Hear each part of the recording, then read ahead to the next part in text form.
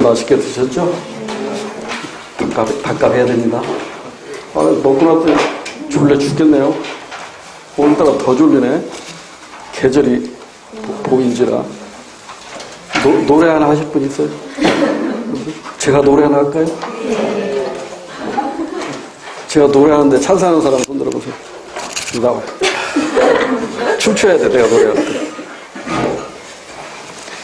자, 오늘 7회, 8회, 9회까지가 오늘의 목표입니다. 지금까지 잘 따라오셨으니까 앞으로도 잘 따라오시리라고 믿고, 자, 7, 8, 어디냐, 몇 페이지냐.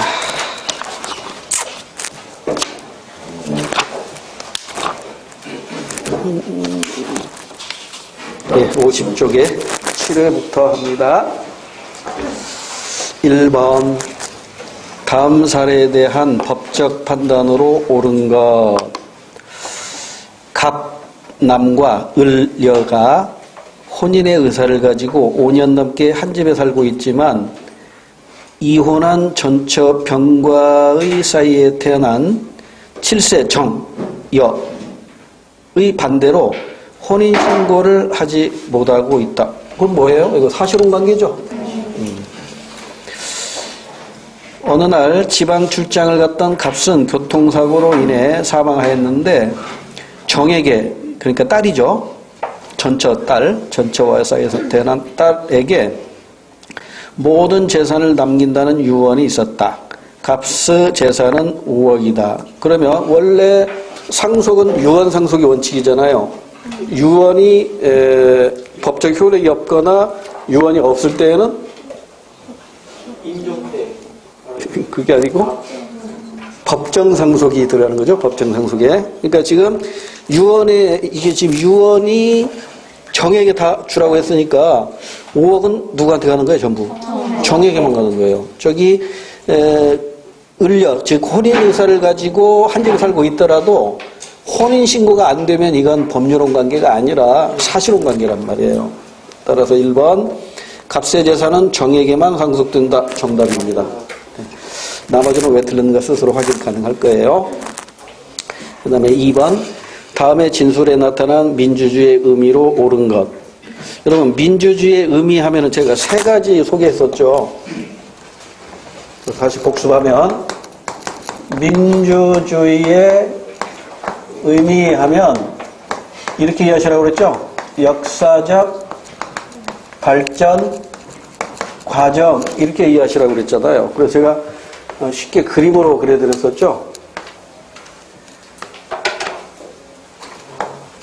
이 그림 기억나요?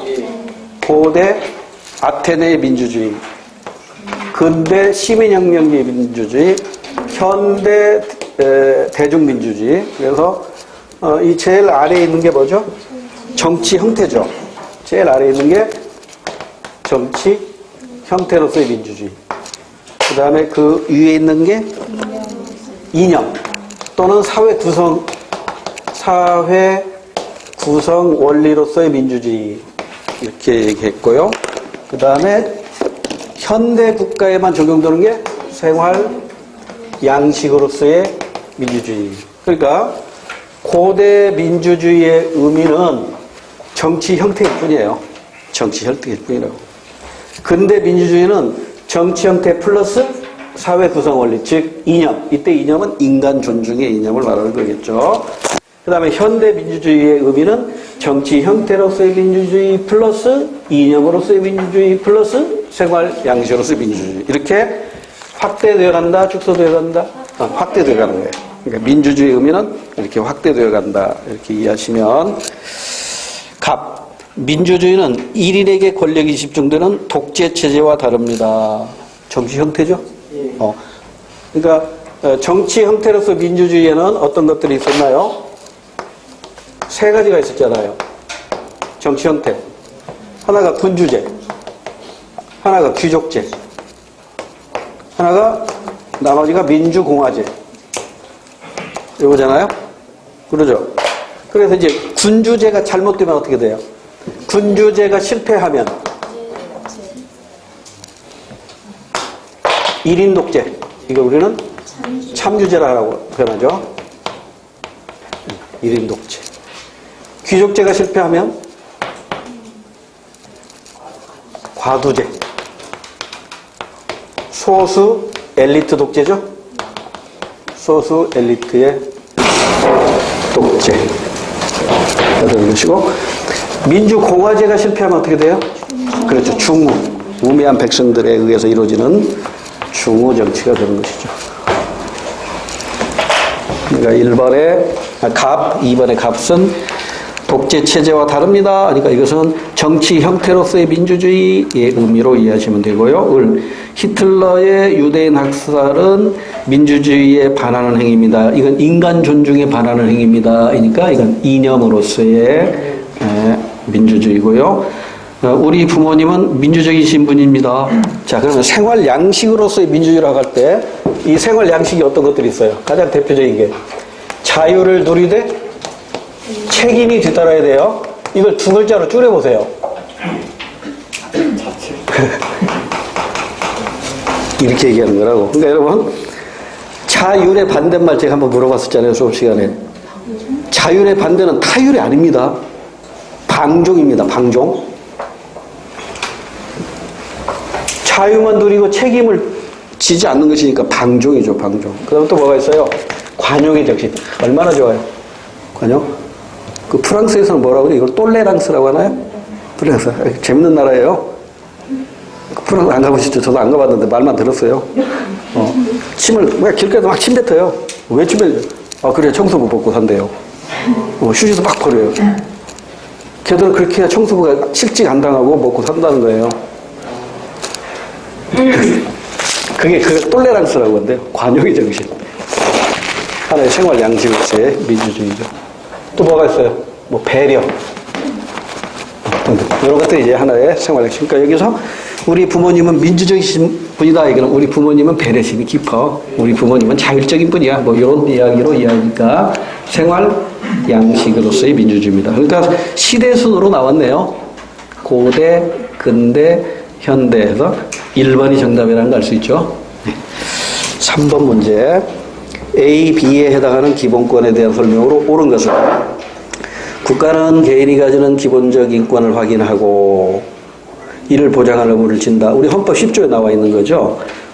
헌법이 보장하는 이러한 기본적 권리 중에는 A와 B가 있다. A는 모든 사람이 최소한의 기본적 수요를 충족하고 건강하고 문화적인 생활을 영위할 수 있을 정도의 급부 요구. 나 이것 좀 해줘. 라고 요구하는 것이니까 적극적 권리로서 사회권이죠. 사회권. 사회권은 열거적 권리, 개별적 권리라는 것 아실 것이고요. B는 서구 국가들에서 근대 시민혁명을 통해 확보된 권리로서 소극적이고 방어적인 성격을 가지며 간섭 배제. 그러니까 극부요구는 국가에 의한 자유라고 표현한다면 간섭 배제는 국가로부터의 자유. 그래서 자유권이죠. 소극적이면서 포괄적 권리를 말합니다. 그러니까 옳은 거 고르라고 했네요. 1번 A는 국가 성립 이전에도 인정된 권리이다. 아닙니다.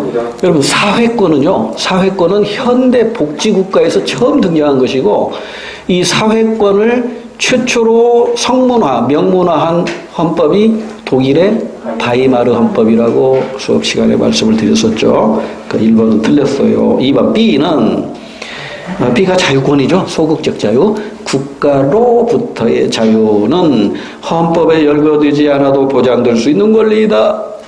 정답. 이걸 다른 말로 포괄적 권리. 포괄적 권리 4개 기억나세요? 너무 많이 해서 또 짜증낼지 모르겠네. 너무 중요하니까. 인간의 존엄과 가치권, 자유권과 평등권, 그 다음에 가장 우리나라 80년에 들어왔던 거라고 그랬죠. 행복, 주권. 이 4가지가 초국가적이고 포괄적이고 절대적인 기본권이다. 이렇게 이해하시면 됩니다. 그 다음에 3번은 A의 예로는 형사상 묵비권.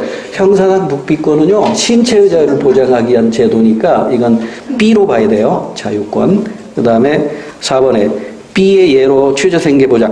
취조생계 보장 권리는 사회권에 해당되니까 A라고 바꿔야겠죠. 4번 문제. 다음은 우리나라의 법률 제정 절차입니다. 우리나라는 국회의원 10인 이상이 법률안을 제출하거나 정부가 제출하게 됩니다. 누구에게? 국회의장에게. 그러면 국회의장은 본회의에 바로 상정할 수도 있고 상임위원회에 회부할 수도 있는데 원칙은 상임위원회에 회부해서 본회의에 의결을 거치죠. 본회의에서 의결할 때 의결 정격수는 일반 의결 정격수이기 때문에 제적 과반 출석과 출석 과반 찬성으로 의결이 됩니다. 의결이 되면 대통령에게 이송되죠. 15일 이내에 이송된 날부터 15일 이내에 거부권을 행사하거나 공포해야 됩니다. 거부권 행사하면 다시 국회로 돌아가죠. 그래서 재의결하거나 폐기할 수 있는데요. 재의결할 때는 특별 의결 정적수가 필요합니다. 제적 과반 출석과 출석 3분의 2 이상의 찬성이 있으면 재의결됩니다. 재의결된 것은 거부권 행사 못해요. 이건 5일 이내에 공포해야 됩니다. 근데 공포 안 하면 국회의장이 대신 공포할 수 있고 국회의장도 공포하지 않으면 5일 지나면 공포의 효력이 자동적으로 발생합니다. 여기서 주의할 게 있어요. 공포하면 효력은 언제 발생하죠? 20일. 그렇습니다. 원칙적으로 20일이라는 주지기간이 지나야 됩니다. 예외적으로 부칙에서 즉시 효력이 발생한다라고 부칙을 주면 부칙에 따라서 즉시 효력이 발생할 수도 있어요. 자, 이 내용만 알면 이제 이 문제 풀리겠죠. 1번. 기억에는 20인 이상이 아니라 10인 이상입니다. 그리고 정부라는 데 조심하세요. 대통령이 아닙니다. 일반 법률은 정부가 제출하는 것이지 대통령이 제출한다면 틀려요. 대통령이 제안하는 것은 헌법 개정. 헌법 개정할 때는 정부가 아니라 대통령이라고 해야 맞죠. 그 다음에 니은 국회의장은 법률안을 공포할 경우는 없다. 있습니다. 재의결된 걸 대통령이 공포하지 않으면 국회의장이 대신 공포할 수 있어요. 3번. 디귿은 상임위원회는 국회의 효율적인 의사 진행에 필요하다. 정답. 맞는 것. 3번 정답이고요. 그 다음에 리을이 환부거부. 자, 여기서 환부거부라는 것은 전부거부를 의미합니다. 일부만 받고 이렇게 거부 못해요. 그냥 전체를 돌려보내야 됩니다. 이걸 환부거부 또는 전부거부라고 표현합니다. 4번. 리을은 원칙적으로 정부에 이송된 지 20일 이내에 이루어져야 돼. 15일 이내죠. 공포하거나 거부권 행사할 때는 15일 이내에 이루어집니다. 5번 문제. 다음 글의 각 을의 법적지위에 대한 옳은 설명만을 보기에서 있는 대로 고르래요. 미성년자인 갑은 근로계약을 위해 본인의 주민등록증 사본을 사용자에게 제출하였다. 그러니까 주민등록증은 나왔네. 여러분 주민등록증은 몇 살 때 나와요? 17세. 만 17세 때 주민등록증이 발급되니까 얘는 하여튼 만 17세 이상이네. 이에 사용자는 근로기준법상 필요한 법정 대리인의 동의서를 요청했다. 그러니까 민법상은 미성년이네. 민법상은 미성년이면서 17세 이상이니까 17세인지 18세인지는 모르겠지만 하여튼 연소 근로자네요. 그러죠? 15세 이상 18세까지가 연소 근로자니까요. 얘는 지금 19세 미만이니까 17세 아니면 18세라. 그 다음에 미성년자인 을은 본인이 부모의 동의를 얻어 법률적으로 유효한 혼인을 할 수 있음을 알게 됐다. 혼인 연령은 만 18세입니다. 남녀 구분 없이 만 18세 이상이면 부모의 동의를 얻어서 혼인신고 가능합니다. 자, 그러면 이제 옳은 걸 골라야 돼요. 1번. 값은 단독으로 유언이 가능하다. 맞죠? 하여튼 적어도 17세 이상이니까 단독으로 유언할 수 있는 나이도 만 17세잖아요. 주민등록증 나왔으니까 유언할 수 있지. 기억번 맞아요. 그럼 정답은 1번 아니면 2번이겠네. 그럼 니은번으로 정답 결정되네요. 을은 단독으로 유효한 법률행위를 할 수 있다 없다? 혼인했어요 안 했어요? 유효한 혼인을 할 수 있음을 알게 되었지. 지금 혼인한 게 아니잖아. 따라서 성령 의제 아니에요. 따라서 을은 단독으로 유효한 법률행위 할 수 없습니다. 그럼 니은만 들어가면 틀리네요.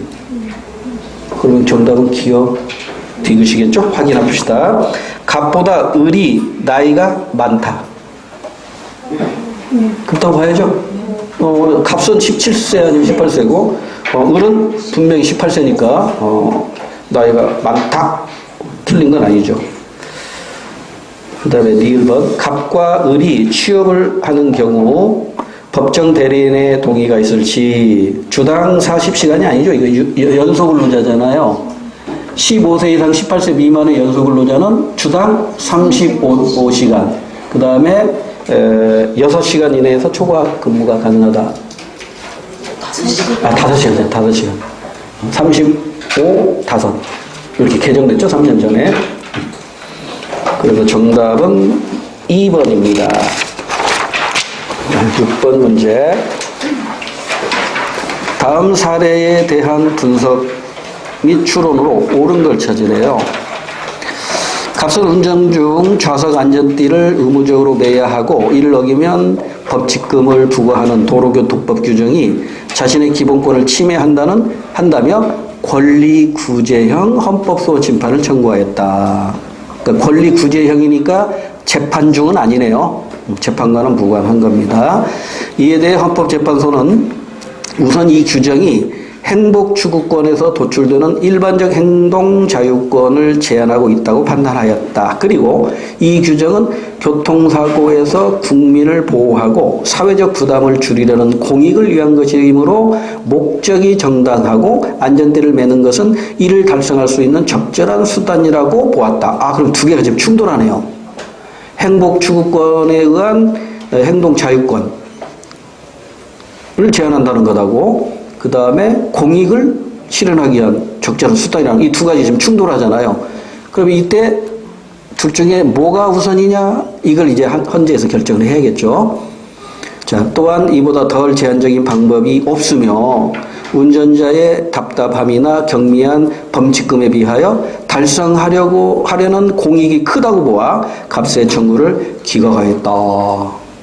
이게 이제 헌재의 결정이네요. 자, 그러면 여기에 대해서 이제 옳은 설명을 고르라는 거죠. 1번. 일반적 행동 자유권의 도출 근거가 되는 기본권은 포괄적 권리이다. 맞나요? 당연하죠. 자유권 자체가 포괄적 권리잖아요. 그리고 이건 분명히 맞는 얘기야. 그러면 나머지는 보나마나 틀렸겠네요. 어디가 틀렸는가 확인합니다. 헌법재판소가 과잉 금지 원칙의 세부 원리를 차례로 판단한 이유는 이를 모두 위반해야 아니잖아요. 이 두 가지를 모두 위반한다는 것은 두 가지가 충돌되기 때문에 어느 하나만 위반하는 것이겠죠. 그래서 어느 걸 위반해도 무관하다고 본 거죠. 일반적 행동 자유권 이것을 제한하더라도 이건 큰 문제가 아니다 이렇게 판단했던 것이죠. 따라서 차례로 판단한 이유는 모두 위반해야 위헌이다. 이건 잘못된 표현이고요. 3번 과잉 금지 원칙은 금지 원칙에서 목적의 정당성은 그 수단이 목적을 달성하기 위하여 적합한가를 심사하는 것이다. 이거 우리 교과서는 없는데요. 과잉 금지 원칙에서 목적의 정당성은 어디 있을까요? 우리 헌법 37조 2항인가요? 1항인가? 모든 국민은 개인이 가지는 자유와 권리는 국가의 안전보장, 질서 유지 또는 공공복리를 위하여 법률이 정하는 바에 의하여 제한할 수 있다. 자유와 권리를 제한하는 경우에도 본질적인 내용은 침해할 수 없다. 이렇게 나오잖아요. 그러니까 과잉 금지 원칙의 목적의 정당성은 어디 있어요? 아까 그 세 가지. 국가의 안전보장, 질서유지, 공공복리. 이 세 가지에 있는 것이지 이 목적을 달성하기 위한 적합성이 있는 건 아닙니다. 조금 어려운 내용인데 3번 틀렸어요. 말이 안 되고. 4번. 값이 청구한 심판은 도로교통법 규정의 위헌 여부를 심판 대상으로 하므로 재판의 전제성을 필요로 한다. 땡. 재판의 전제가 되는 것은 위헌 법률 심사형 헌법소원입니다. 여기는 저 위에 나와 있듯이 권리 구제형 헌법소원 심판이기 때문에 재판을 전제로 하지 않습니다. 그래서 1번만 맞는 것으로 정답. 사실 2번, 3번, 4번 무슨 뜻인지 잘 모르더라도 1번에서 정확하게 정답이 나왔잖아요. 자유권은 포괄적 권리입니다. 또 다른 말로 초국가적 권리입니다. 또 다른 말로 절대적 기본권에 해당이 되죠. 7번 문제. 밑줄 친 기억에 해당하는 사례로 옳은 것. 어떤 행위가 범죄로 성립되려면 일단 구성 요건에 해당해야 한다. 즉 살인죄가 성립되려면 살인하는 행위라는 요건에 해당해야 합니다. 자, 구성 요건은 위법한 행위의 일정한 유형에 규정해 놓은 것이다. 그러나 구성 요건 해당성이 인정되는 행위라도 전체 법 질서로 보아 부정적인 가치 판단이 불가능하기 때문에 위법하다고 말할 수 없어 범죄가 성립되지 않는 경우가 존재한다. 이런 경우를 뭐라고 해요? 위법성 조각사유나 책임성 조각사유가 있겠죠. 근데 여기서는 위법성 조각사유, 부정적 가치 판단이 불가능하기 때문에 위법하다고 말할 수 없다 했으니까 위법성 조각사유 5가지가 있는데 굳이 암기하지는 알 필요는 없고 정당 행위, 정당 방위, 자구 행위, 긴급 피난, 피해자의 승낙. 이 5가지 경우에는 구성 요건 해당성은 해당되더라도 위법성이 조각되기 때문에 범죄가 성립되지 않는다. 이렇게 공부했어요. 자, 그러면 기억의 경우 찾아봅시다. 위법성 조각사유 5개 중에 하나 나왔겠죠. 1번. 아들의 수술비를 마련하기 위해 은행에서 현금을 탈취한 행위. 이건 절도죄죠. 이건 위법성 조각사유에 해당이 안 돼요. 그 다음에 친구의 초대를 받아 그 집에 놀러가서 친구 아버지의 지갑을 훔치는 게 이거 말로는 안 되죠. 얘는 처벌받아야 됩니다. 3번 퇴근길에 절도범이 물건을 훔쳐 도망가는 것을 발견하고 현장에서 절도범을 체포한 행위. 이게 정당 행위 또는 정당 방위에 해당되기 때문에 위법성 조각사유로 범죄가 성립되지 않아요. 정답 3번입니다. 4번 임대차 기간이 만료되었음에도 불구하고 집을 비워주지 않은 임차인을 폭행하고 내쫓았다. 폭행죄 성립합니다. 처벌받아요. 8번 문화변동 사례 옳은 걸 고르래요. 가번 국내 기업이 스팀 청소기를 개발하여 많은 가정이 집안 청소에 사용하였다. 스팀 청소기 개발했네요. 발명. 내재적 변동 요인이죠. 나번 영상 매체를 통해 전파된 K-팝이 동남아 지역 등 다른 문화권에서 유행하였다. 이건 간접 전파에 해당이 되고요. 다번 우리나라 태권도 사범들이 해외 각국에다가 태권도를 가르쳐 현지에서 태권도 문화가 확산되었다. 문화의 직접 전파에 해당이 되네요. 그럼 가번은 발명, 나번은 간접 전파, 다번은 직접 전파니까 가번만 내재적 변동 요인이고요. 나번과 다번은 의제적 또는 접촉적 변동 요인이네요. 자, 꼴로게 찾아봅시다. 1번 가에서는 발견에 의한 문화 변동 땡 발명입니다. 그 다음에 2번 나는 간접 전파의 사례 정답이네. 이런 건 점수 주는 거죠. 3번은 왜 틀렸을까요? 강제적 문화적 변호라 땡. 강제적 문화적 변호는요 전쟁이라든가 식민 지배 상태에서 나타나는 것이 강제적 문화적 변이고 가나다 모두 자발적 문화적 변호로 봐야 됩니다. 가번은 문화적 변이 아니죠. 내재적 요인이니까. 나번하고 다번은 자발적 문화적 변에 해당이 됩니다. 그 다음에 4번 나는 문화동화 땡. 문화동화가 아니죠. 문화동화란 두 사회의 문화가 만나가지고 한 사회의 문화로 흡수되어버리는 게 바로 문화동화란 말이에요. 그러니까 문화의 정체성을 상실하는 나라가 생기겠죠. 그 다음에 4번에 4번 문화병조 땡. 태권도가 다른 나라에서 태권도를 가르치는 것을 문화병존의 사례로 보기는 어렵죠. 근데 태권도는 문화융합으로 봐야 되죠. 태권도 자체는. 문화병존이라는 것은 문화가 서로 공존하고 있는 걸 말하고 태권도는 우리의 택견에다가 고유무술인 택견에다가 궁푸나 우슈 같은 것이 결합된 거잖아요. 그래서 문화융합 사례로 많이 드는 게 태권도입니다. 제가 대추동에서 강의할 때 언젠가 한번 얘기했던 것 같은데 군대 갔다 온 녀석인데 호주에서 태권도 사범을 한대요. 그럼 왜 어떻게 가게 됐냐면 자기 작은 아버지가 호주에서 태권도 사범을 한대. 그래서 얘도 이제 작은 아버지가 태권도 사범을 하니까 거기 가서 태권도 사범을 하고 있는 거야. 도장을 따로 내려고 하는데 얘가 고졸이야. 근데 그 호주에서는 대졸이 되어야 그 태권도 도장 전공을 해야 나오는가 봐요. 그러니까 이 녀석이 이제 저희 학원에 왔어요. 재수하러. 근데 좀 엉뚱한 데가 있더라고요. 아주 심각한 표정을 가지고요. 파란 볼펜 하나하고 검정 볼펜 2개를 다 가지고 왔어요. 저한테 뭐라고 하냐면, 선생님은 많은 학생들을 가르쳐서 잘 하실 테니까 솔직히 좀 얘기해 주세요. 그래, 뭔데? 공부 잘하는 학생은요, 파란 볼펜 써요, 검정 볼펜 써요.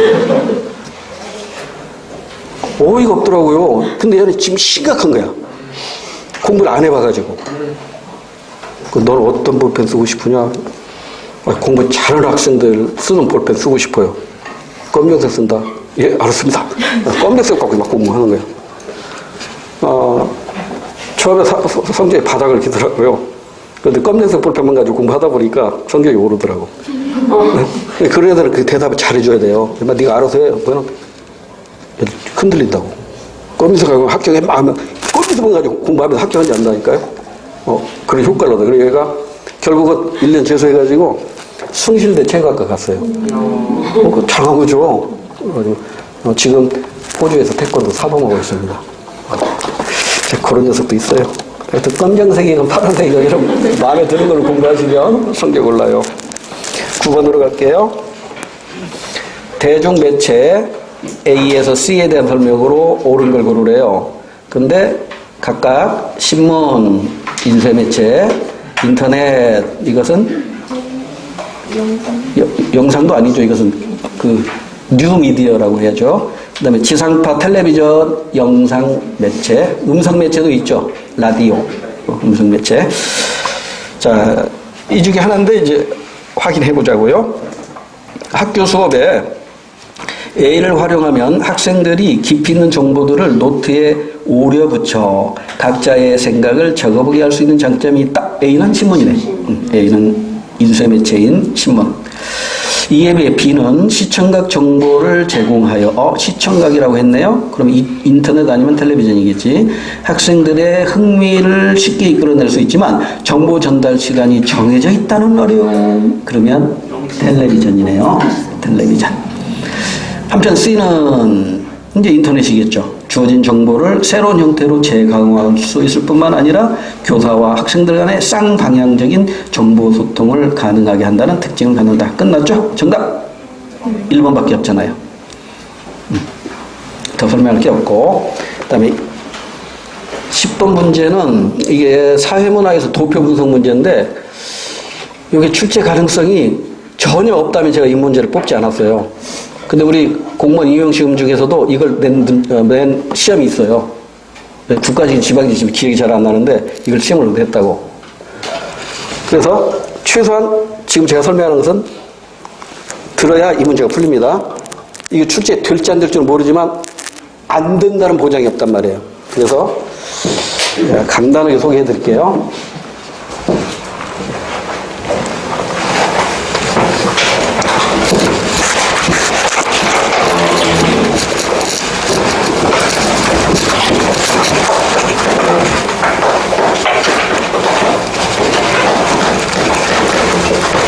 어, 15세와 65세를 기준으로 합니다. 이게 이제 OECD 방식인데, 뭐, 거기까지는 몰라도 돼요. 우리는 이건 공부했었죠.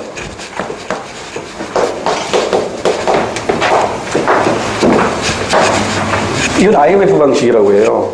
그러니까 여기서는 15세 미만 유소년 인구죠. 15세 이상 이게 생산 인구죠. 이게 IMF에서 구분하는 거고, 이건 이제 OECD에서 구분하는 건데, 거기까지는 몰라도 되고, 자, 일단 여기 부양비 얘기가 나왔으니까, 이건 어느 때 사용하죠? 실업률, 취업률, 고용률, 요거 계산할 때 사용하는 거세요. 자, 여기가 유소년 인구, 15세 미만이죠? 15세 미만. 유소년 인구. 15세 이상, 65세 미만.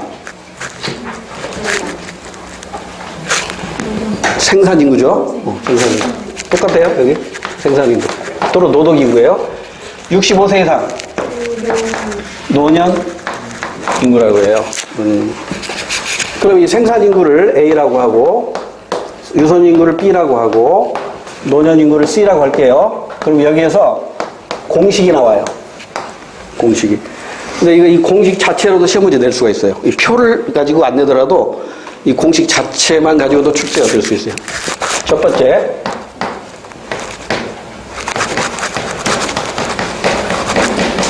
인구 부양비라는 공식이 있어요. 이건 뭐냐면 부양 인구에 대해서 피부양 인구의 비율이에요. 뭐라? 이게 또 무슨 말일까? 자, 여기에서 생산 인구가 바로 뭐예요? 먹여 살리는 인구죠? 이걸 우리는 부양 인구라고 해요. 그런가 하면 이 사람들은 얻어먹는 인구죠? 얻어먹는 인구. 이걸 피부양 인구라고 해요. 그러니까 유소년 인구하고 노년 인구가 부양을 당하는 인구죠. 부양을 당하는 인구. 부양하는 인구가 이게 벌어서 이 사람들을 먹여 살려야 된단 말이에요. 그러니까 A 중에서 B와 C가 차지하는 백분비, 이게 인구 부양비라고요. 그런데요, 이 인구 부양비는 결국 두 개로 나눠지죠. 유소년 부양비가 있겠죠. 유소년 부양비는 A 중에서 유소년 인구가 차지하는 비중이겠죠. 노년 부양비로 나눠지겠죠. A 중에서 C가 차지하는 비중이에요. 그러니까 얘하고 얘하고 합치면 결국 얘가 나오는 거죠. 그죠? 근데 또 하나 기억해야 돼요. 많이 들었을 거예요. 고령화 지수 들어봤나요? 고령화 지수.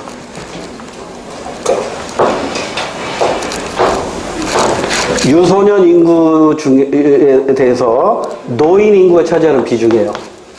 자, 그런데 지금 현재 우리나라를 한번 생각해 보세요. 세계에서, OECD 국가 중에서 세계에서 출산율 꼴찌죠. 출산율 꼴찌니까 이 인구는 계속 줄어들죠.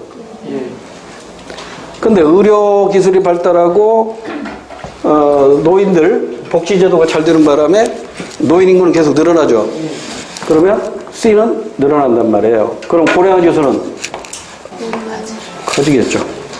그래서 지금 심각한 사회 문제가 바로 고령화 사회, 저출산 고령화 사회인데, 그 고령화 지수를 뭘로 계산한다? 유소년 인구 중에서 노년 인구가 차지하는 비율. 이렇게 생각하시면 돼요. 자, 그럼 이제 문제로 올게요.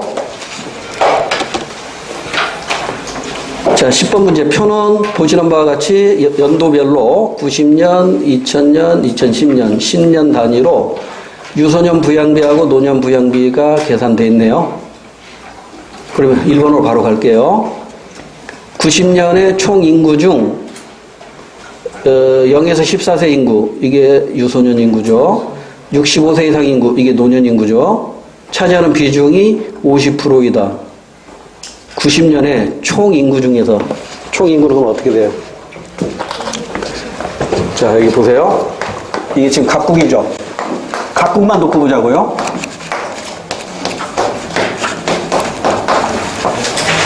자, 이게 A예요. A분의 B가 얼마나 나온다고 그랬어요? 몇 퍼센트? 이걸 100으로 잡아봐요. 그럼 B가 얼마야? 40. 유소년 부양비 40. 노년 부양비는 얼마 나와요? 그걸 나왔잖아. 10. 그럼 총 인구는 얼마예요? 총 인구는 150이잖아. 이게 총 150이라고. 150 중에서 유소년 인구가 차지하는 비중은 150분의 40이겠지. 150분의 40. 노년 인구는 150분의 10이겠지. 그럼 합치면 150분의 50인 것이지 50%가 아니죠. 50% 얘기는 50%라는 얘기는 100분의 50이라는 얘기잖아요.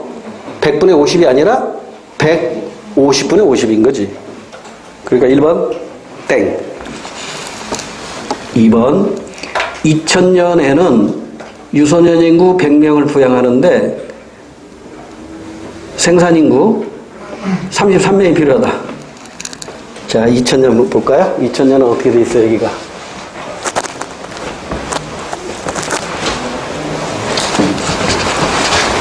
(2000년) 33, 12네요. 여기가 33, 12. 이때는 A를 100으로 놓고 봤을 때죠. 그럼 지금 합치면 얼마예요? 총 인구는? 142. 145. 145입니다. 그런데 지금 이게 중요한 게 아니고, 유소년 인구 100명을 부양하는데 33명이 필요하다. 거꾸로 됐어요. 33명을 부양하는데 100명이 필요한 거죠. 거꾸로 돼 있죠, 표현이. 자, 이게 부양인구고, 이게 피부양인구잖아요. 그러니까 33명을 부양하는데, 이 말을 다른 말로 바꾸면, 피부양 인구. 그러니까 33명을 먹여 살리기 위해서 몇 명이 있어야 돼요? 100명이 있어야 된다. 그러니까 이거는 반대로 되어 있습니다. 자, 2000년에는 15세 이상 64세 인구 100명이 0에서 14세 인구 33명을 부양할 수 있다. 이렇게 고쳐야 돼요.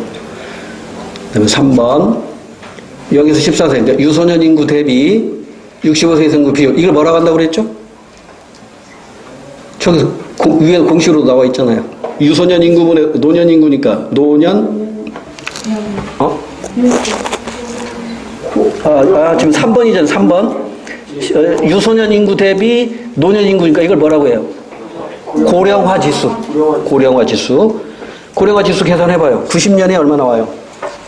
90년에 40분의 10이네요. 4분의 1. 그 다음에 2010년에는 1이네. 그러니까 4분의 1보다 1이 크잖아. 그러니까 1990년이 2010년보다 작다라고 해야죠. 높다가 아니라 낮다, 작다라고 해야 돼요. 그럼 1, 2, 3번 다 틀렸으니까 4번이 정답이겠네요. 총 인구 중 65세 이상 인구가 차지하는 비율은 2010년에는 얼마?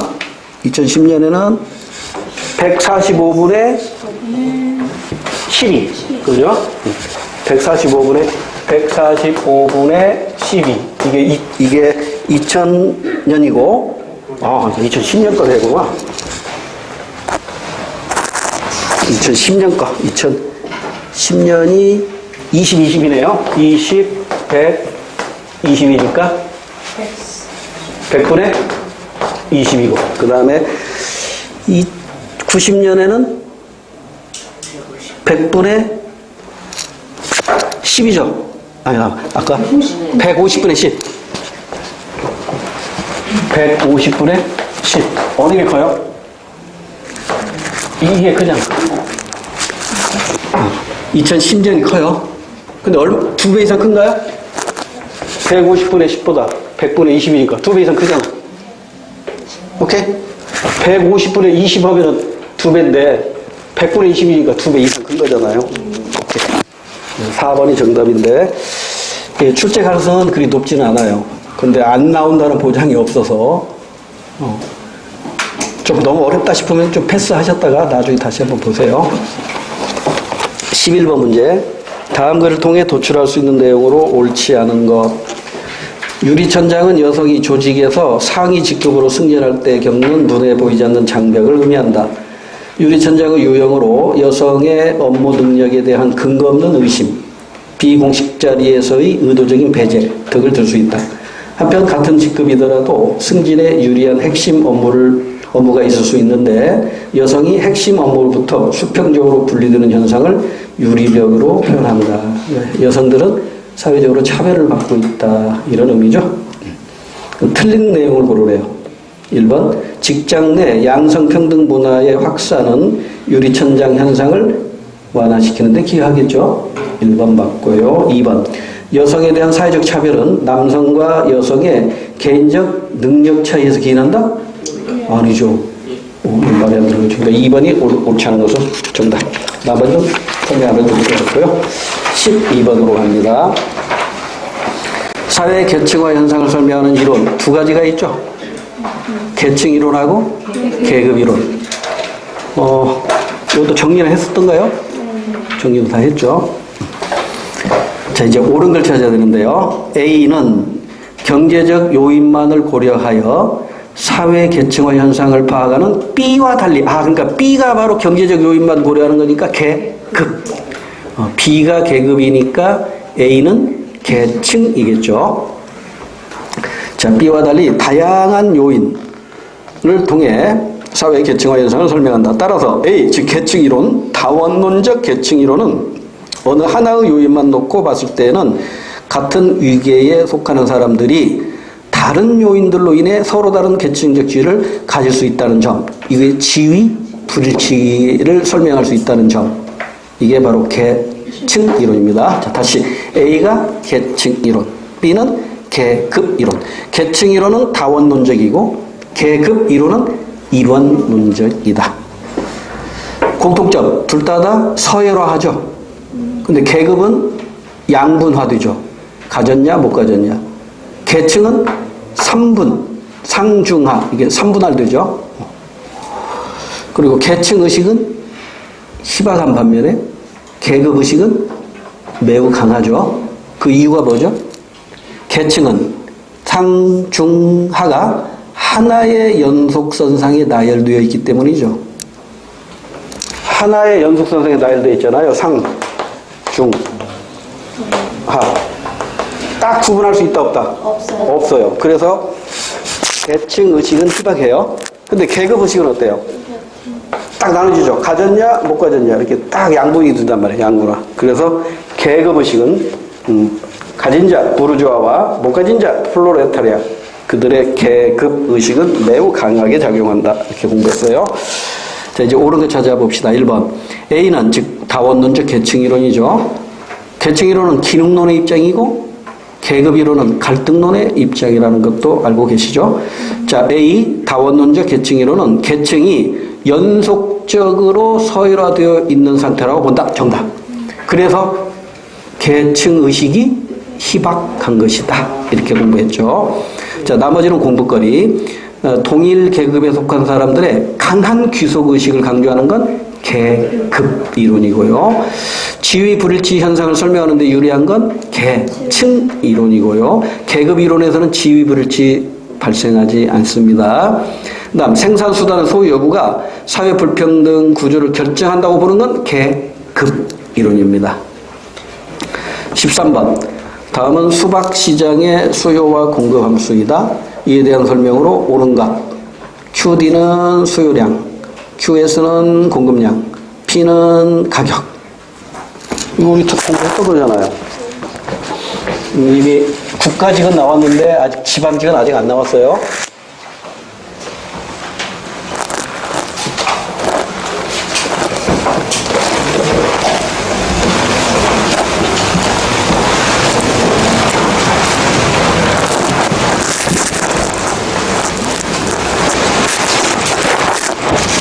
자, 수요함수 마이너스 2분의 1p 더하기 200. 공급함수 p 마이너스 100이에요? 네, 100. 자, 그러면 이 함수를 가지고 그림으로 그려낼 수 있어야 됩니다.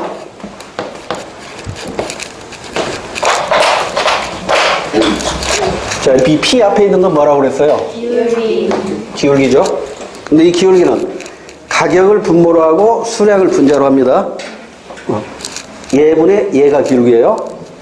그러니까 자, 먼저 수요 곡선을 그려야 되는데 이게 뭐라고 그랬어요? Q절편이죠. 그러니까 Q와 만나는 점이에요. Q가 200이라고. 그러니까 반드시 이 점을 지나야 돼. 이 점을 지나는 우하향을 그려야겠죠. 수요 곡선이니까 이 점을 지나 우하향을 그려야 되는데 이게 기울기가 마이너스 2분의 1이라고.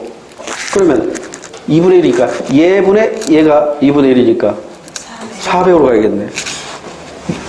그림을 좀 더 높여야겠네. 이렇게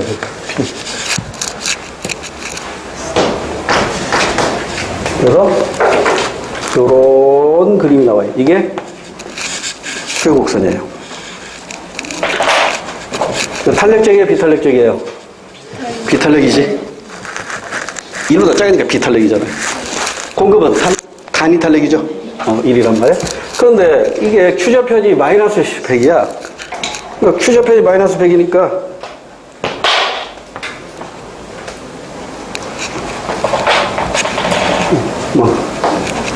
마이너스 100. 이 점을 반드시 지나야 된다고. 이 점을 지나면서 우상향해야겠죠. 그런데 기울기가 얼마? 1이네? 그러면 여기 100이니까 여기도 100 지나야겠네. 그럼 100 지나면서 이렇게 열어. 이게 공곡선이야. 그러면 여기가 균형점이겠죠. 그럼 균형점은 대충 감 잡았나요? 보세요. 이게 이퀄이 균형이니까 마이너스 2분의 1 p 플러스 200 이퀄 p 마이너스 100. 그럼 p를 이쪽으로 이항시키면 1.5p가 되겠죠. 이퀄 이렇게 하면 300이죠. p는 얼마? 1.5로 나누니까 200. 그럼 여기다 p에다가 200을 넣어봐. 200에서 100을 빼니까 수량은? 균형 수량은? 100이 되는 거죠.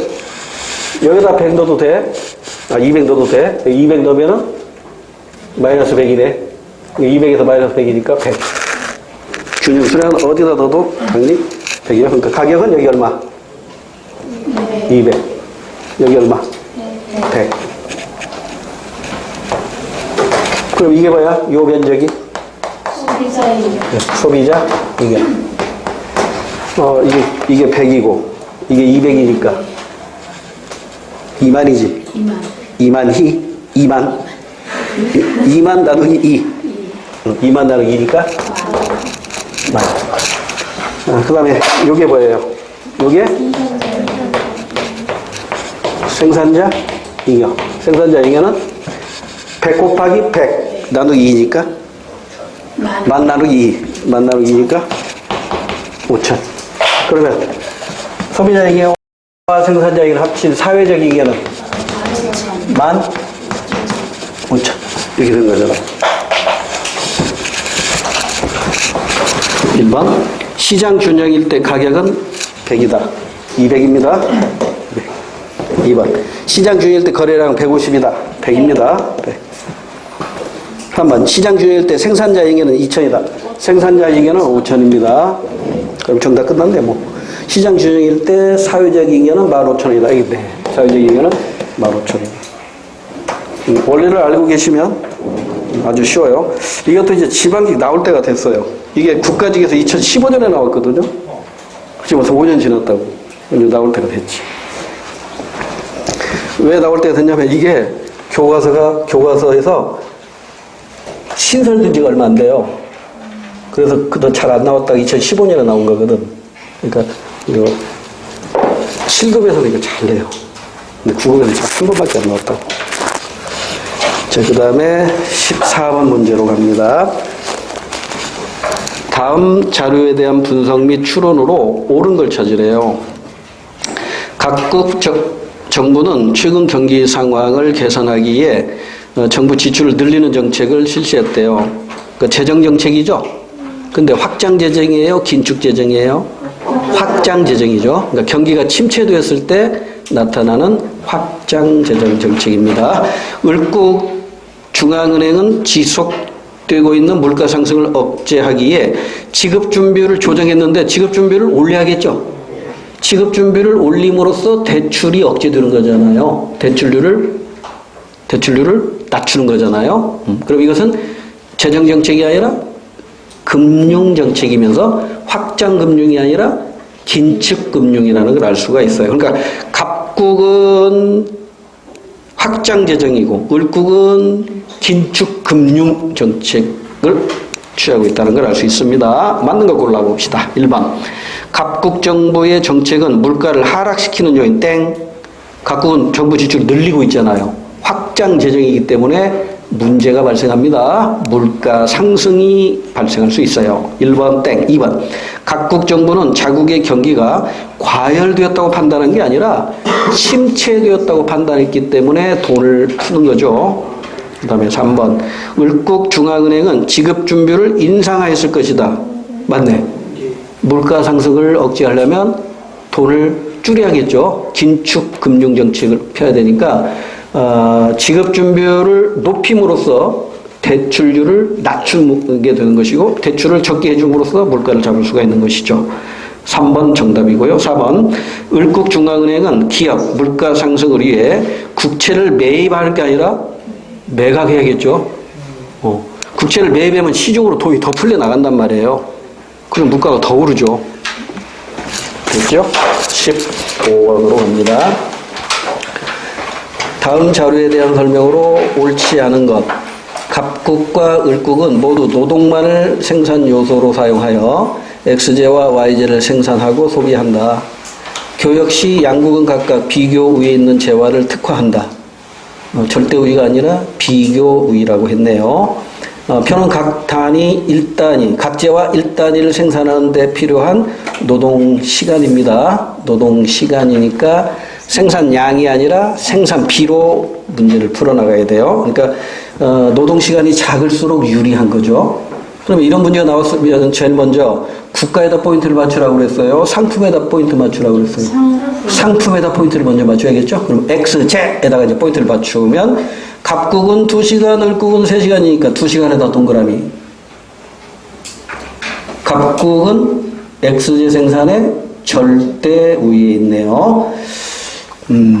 근데 지금 문제에서 비교라고 했으니까 절대 우위는 역시 갑국 모두에게 모든 상품이 갑국에게 절대 우위가 있었다는 느낌이 드는데 자 Y제 보세요. 4시간 9시간이니까 4시간 사이에다 동그라미 치세요. 그러니까 갑국은 X제도 절대 우위가 있고 Y제도 절대 우위가 있어요.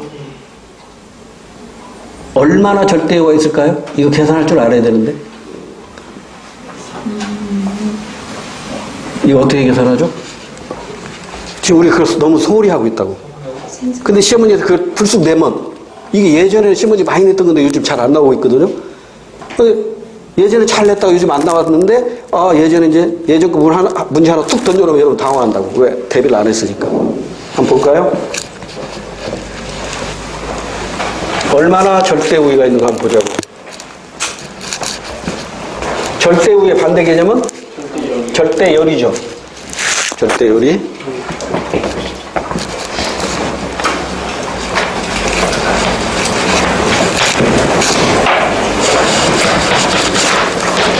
자, 지구상에 지금 두 나라밖에 없어요. 갑국하고 을국밖에 없고 이 두 나라가 그들이 가지고 있는 모든 노동력을 이용해서 노동시간을 가지고 두 가지 제형안을 만든다고 가정하는 게 이게 바로 생산 가능 곡선이라고 그랬죠. 매트리스표인데 보니까 X제는 2시간 걸리고 갑국은 2시간 걸리고 을국은 3시간 걸린단 말이에요. 그러니까 X제 생산에 갑국이 절대 우위가 있는 것이죠. Y제 생산도 4시간, 9시간이니까 갑국에 절대 우위가 있는 것이죠. 그러면 갑국이 얼마나 절대 우위가 있느냐 이렇게 물어볼 수 있단 말이에요. 선지에서. 자, 그러면 X제와 Y제의 생산비를 을국과 비교해야 돼. 을국이 얼마 들 때 갑국이 지금 X제는 2시간, Y제는 4시간 드는 거잖아. 자, 을국은 3시간일 때 둘이니까. 3분의 2가 약 67%죠? 얼마만큼 절대 우위가 있어요? 약 33% 절대 우위에 있는 거라고. 자, 갑국의 Y제는 얼마만큼 싸냐면 을국에서는 9시간에 만들 걸 갑국에서는 4시간에 만드니까 이거 굉장히 싸게 만드네. 얼마야? 400 나누기 9 하면 4, 9, 36 44점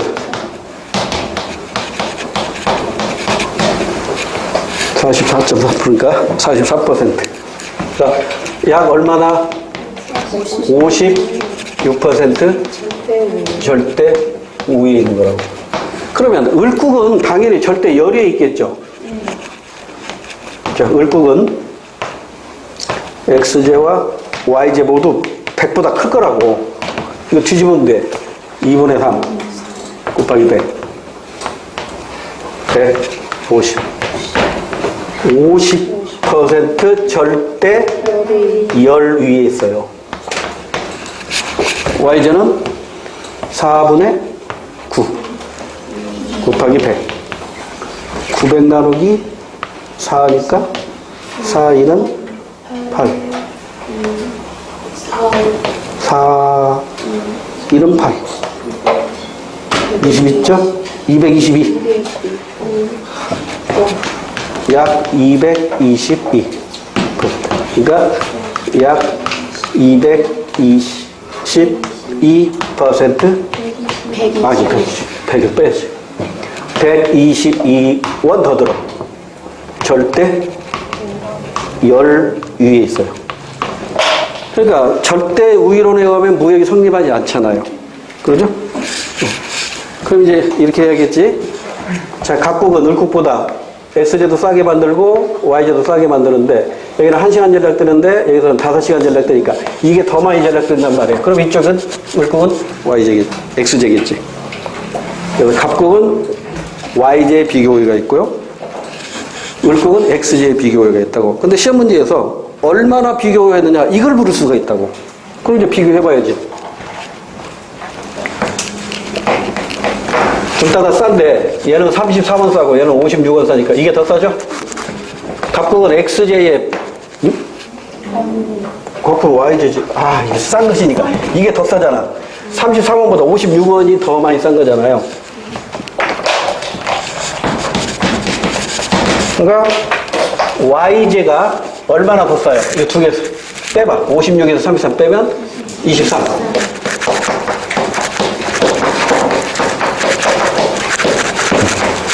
뭐에? YJ. YJ 생산에 23% 비교를 했는 거예요. 이렇게 숫자로 물어볼 수 있으니까 이거 계산할 줄 알아야 돼요. 이거 대비 안 했다가 지금 대부분의 수험서 보면, 문제집 보면 이걸 소홀히 하고 있다고요. 근데 예전에는 이런 시험 문제 아주 많이 나왔다고. 그러니까 예전에 너무 많이 냈으니까 안 낼 것이다 이렇게 생각했다가 불쑥 나와봐. 그럼 대비 안 한 사람은, 오! 이거 처음 보는 문제인데 이렇게 생각한다고. 계산할 줄 알아야 돼요. 그 다음에 여기도 이거는 비싼 중에 어느 게 덜 비싸요? 이거는 122원 비싼데 얘는 50원 더 비싸니까 차이가 얼마예요? 72. 약 72% 비교 우위에 있는 거예요. 뭐에? X제 생산에. 그러니까 이제 비교 우위에 의하면 갑국은 Y제만 특화하면 되고 을국은 X제만 특화하면 되는 거잖아요. 자, 이렇게 계산해야 될 줄 알아야 됩니다. 이거 대비 안 했다가 또 당황하지 마시고. 자, 그러면 이제 다시 15번으로 올게요. 자, 갑국에서 X제 1단위 생산의 기여비용은 Y제 2분. 자, 기여비용 한번 따져봅시다. 자, 갑국에서 1단위당 기여비용이죠. 단위당 기여비용. X제 1단위에 대해서 Y제 몇 개? 각국이 X제를 2시간에서 만드는, 2시간 가지고 X제를 하나 만드는데 이 2시간 가지고 Y제를 만들면 몇 개 만드냐고. 2분의 1개 만드는데 이걸 포기한 거잖아. 그러니까 Y제 2분의 1단위. 이게 기여비용. Y제 1단위 기여비용 얼마야? 이거 뒤집으면 되지. X제? 이거 뒤집으면 된다고. 그러니까 하나만 알면 그 다음은 쉬워져요. 자, 그 다음에 을국의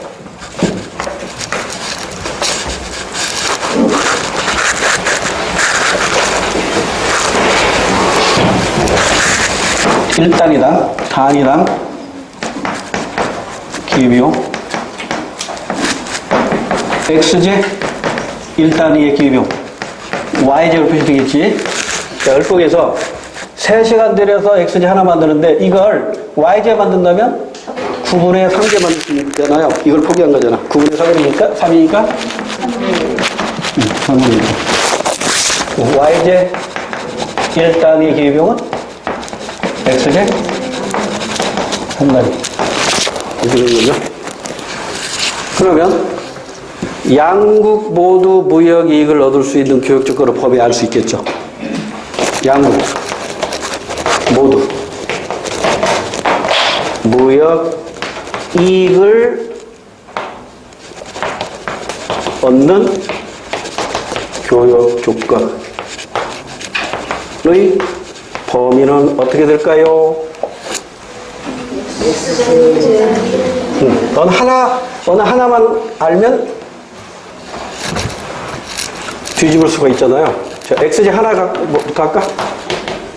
x제 1단에 대해서 y제는 x제 1단에 대해서 y제는 3분의 1하고 2분의 1이니까 3분의 1이 작은 거죠? 3분의 1에서 2분의 1 범위 내에서 무역하면 양국 모두 무역 이익을 얻을 수 있어요. 그러면 말을 바꿔봐. y제 1단위에 대해서는 어떻게 될까? x제 2개에서 그러면 1대1로 무역하면 무역이익이 있어요, 없어요? 양국 모두 무역이익 못 얻어요? 1대1. 여기 이 사이에도 1이 없고 이 사이에도 1이 없잖아. 그러면 y제 하나에 대해서 x제 2개 이렇게 교역한다면 양국 모두 무역이익 못 얻어요? 2개를 초과해야 된다고 그랬어요. 2개 이상이 아니야. 초과하고 3개 미만이어야 된다고 그랬어. 그러니까 1대 1.5. 그러니까 x제 1.5 대 y제 하나 하면은 양국 모두 무역이익 얻을 수 있겠죠. 됐죠? 이렇게 이해하시면 됩니다. 자, 그러면 이제 15번 문제. 옳지 않은 걸 찾으래요. 갑국에서 x제 1단위 생산의 기후비용은 y제 2분의 1이다. 맞나요? 갑국에서 x제 1단위 기후비용은 y제 2분의 1. 거꾸로 y제 하나의 기후비용은 x제 2단위. 1번 맞아요. 2번. 갑국은 x제와 y제의 생산에 모두 절대우위를 갖는다. 맞죠? 모두 절대우위를 갖는데 비교우위는 이제 갑국은 y제고 을국은 x제가 되겠죠. 2번도 맞고요. 3번. 을국은 x제 생산에 비교우위를 갖는다. 을국은 x제 생산에 비교우위를 갖는다. 맞네? 그럼 4번이 틀렸네요. y제 1단위와 x제 3단위가 교환되면 양국 모두 이득을 얻는다. y제 1단위 여기 있네요. y제 1단위일 때 x제는 몇 단위 안에서? 2에서 3 사이인데 3 이상이면 안 돼요. 3이라고 했죠 거기? 네. 3이라고 했으니까 안 돼. 3 미만으로 이렇게 하면 받겠지. 4번이 잘못된 것으로 정답. 그 다음에 16번. 자, 16번까지만 하고 조금 쉬었다 할게요. 다음 자료에 대한 분석으로 옳은 걸 찾으래요. 값은 용돈 10,000원을 모두 사용하여 x제 또는 y제를 소비하며 두 제와의 가격은 각각 2,000원이래요. 아, 10,000원이 있는데 2,000원씩이면은 5개 살 수 있네요. x제, y제 이렇게 섞어가지고 5개까지 살 수 있어요. 그래서 표는 x제와 y제 각 소비량에 대한 총 만족감을 나타낸다. 아, 지금 여기 주어진 만족감이 총 만족감입니다. 이거 시험 문제에서요, 총 만족감을 줄 때가 있고 추가 만족감을 줄 때가 있다고. 그럼 추가 만족감을 주면 그 문제가 더 쉬워. 이렇게 총 만족감을 주면 추가 만족감을 여러분 스스로 계산해야 돼. 자, 그러면 제 표를 그려놓고 설명해 드릴게요. 이것도, 이 문제도 최근에 막 나오기 시작하는 문제예요. 근데 우리 시험 아직 안 나왔다고. 그 수능에서는 지금 최근에 막 나오기 시작하거든요. 이게 옛날에는 많이 나왔는데 최근에는 좀 뜸한다 싶었는데 이제 나오기 시작해요. 그러면 자, x제하고 y제를 하나, 둘, 셋, 넷, 5개까지 소비하고 있네요.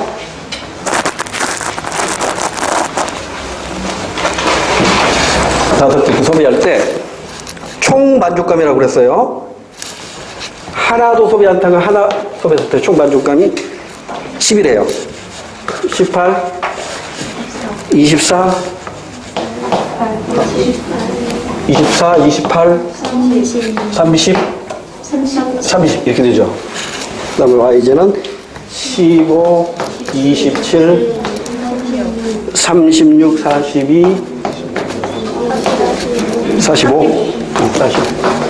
이게 지금 x제와 y제를 소비했을 때 총 만족감이라고 했단 말이에요. 다른 말로는 총 효용 또는 총 편익 이렇게도 표현합니다. 그럼 이때 봐요. x제 아이스크림, y의 도넛이라고 한번 해보자고요. 아이스크림 하나 먹었더니 만족감이 10만큼 만족을 얻었어요. 그럼 2개 먹으면 20만큼 만족 얻어야 되잖아요. 근데 그게 아니라고 그랬지. 하나 더 소비할 때마다 만족감은 자꾸 줄어들어요. 이게 한계, 효용, 체감의 법칙이라고 하는 거예요. 그러면 첫 번째 단위는 총 만족감이나 추가 만족감, 즉 한계 효용이나 똑같아요. 이렇게 가니까 얼마? 8. 이렇게 가니까 이렇게 추가되는 만족감은 계속 줄어든다고. 그래서 이 사람은 아마 6개까지 먹으면 맛을 모를 거야. 이 사람은 아이스크림 6개만 먹어야 돼. 7개 먹으면 설사 해버려요. 그 다음에 이제 도넛이야. 이 사람은 아이스크림보다 도넛가 만족이 더 크네. 하나 먹었을 때 15. 하나 더 먹으니까 12. 하나 더 먹었더니 9. 하나 더 먹었더니 6. 더 먹었더니 3. 이렇게 역시 추가 만족감, 한계 효용도 계속 감소하고 있어요. 이 사람도 이 도넛 6개까지밖에 못 먹겠네. 0이 들 테니까 7개 먹으면 안 돼요. 배탈 납니다. 그러면 지금 이 사람이 돈이 얼마야 총? 10,000원 있어. 그러니까 뭐부터 사 먹어야 돼? 만족감 큰 거부터. 제일 먼저 얘부터 먹어야 돼. 도넛 싹. 만족감 14, 15. 그다음 두 번째 뭐 먹어야 돼? 12. 두 번째. 그다음 세 번째 여기 이 얘기는 9인데 얘가 10이네. 그럼 이제 아이스크림 가야 돼. 이거 먹고. 그다음 9가 있네. 그럼 이렇게 먹고. 그다음 8이 있네. 그럼 이렇게 먹고. 5개밖에 못 먹어요. 10,000원이니까 더 못 사 먹어. 그러면 x제 2개, y제 3개 먹을 때 만족감이 극대가 되는 거야. 그러면 총 만족감은 얼마야? 18 더하기 36, 54. 이게 토탈 유틸리티가 되는 거예요. 총 효용. 총 효용은 54가 돼. 자, 16번, 1번. 최대로 얻을 수 있는 만족감은 75가 아니라 54입니다. 2번. x제 3개와 y제 2개 소비할 때. 아니지. x제 2개와 y제 3개입니다. 그 다음에 x제 소비량이 많을수록 한 개당 평균적으로 얻는 만족감이 크다. 그래서 해보세요. x제 평균 하나당이니까 10 나누기 1 하니까 10, 18 나누기 2 하니까 9, 24 나누기 3이니까 대충 이렇게 되네.